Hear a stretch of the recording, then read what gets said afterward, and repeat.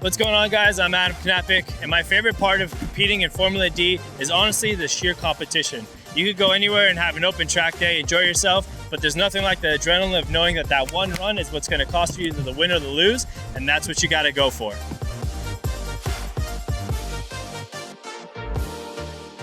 So my favorite part of competition battle, honestly, is a little bit of both. I love trying to put down the most gangster line I can, see if they could follow me, but I also like to put down a really good chase. I want to be as aggressive as possible, see if I can put it to their door. Now with how FD is, the motors are so loud. If you get close enough, he's going to hear you. So I want to have him hear me coming right to his door.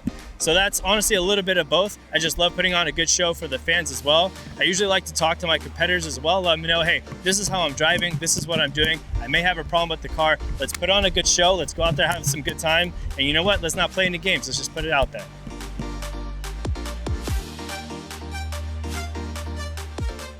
So one thing that makes Irwindale so special, honestly, to me, is it's a local track. Ironically enough, I haven't driven it too much, but I've been here every year almost to watch the pro guys compete.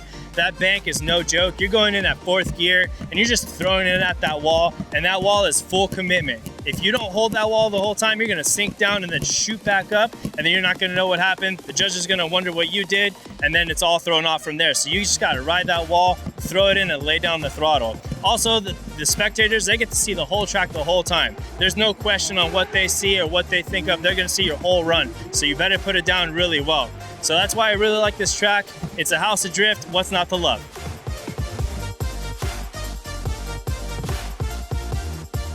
All right, so one of my most epic Formula D moments that I can think of right now is gonna be this year for Atlanta. That's the first year.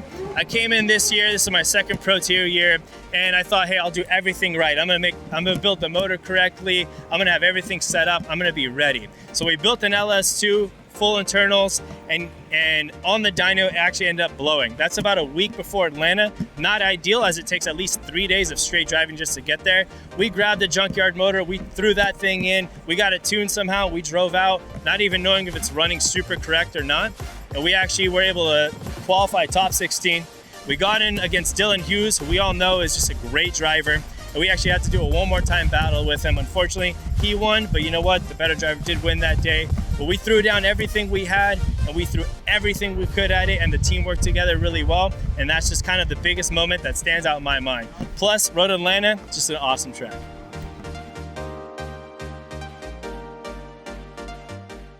So I actually got involved with ACT only because I used to work in the aftermarket performance car part business. I used to be selling the parts, and it was easy to sell ACT for a multitude of reasons. They're local, they're here in Southern California, so that was really cool because if they had any problems, I wouldn't have to deal with it. I would just tell the customer to contact them. They would send out parts really quickly. They're really good on the pricing. Honestly, I started using them before I was actually sponsored with them. I was actually buying the product. My first clutch with them on the Pro-Am car lasted me over 3 years, and that was a single disc on a LS2, 400 horsepower, and we're just beating the crap out of it. So I really like it a lot. I mean, it just lasted me so long, I don't have any problems with it. So I just keep going back because it's reliable. That's why I like it.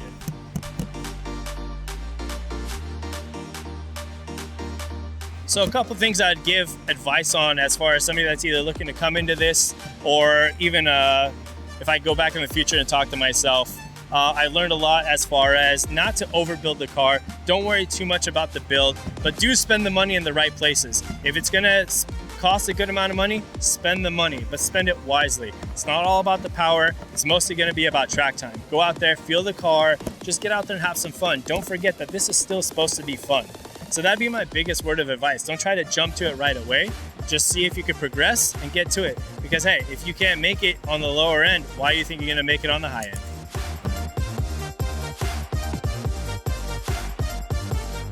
So one message I want to send out to my followers and fans is thank you just so much for just sticking around, watching. We appreciate you more than you probably even know. It's the only reason we come out here. We do it because you support us. We're able to show that through our driving. And the more amped you are, the more pumped we are, and the more likely we're going to try to scrape that wall for you.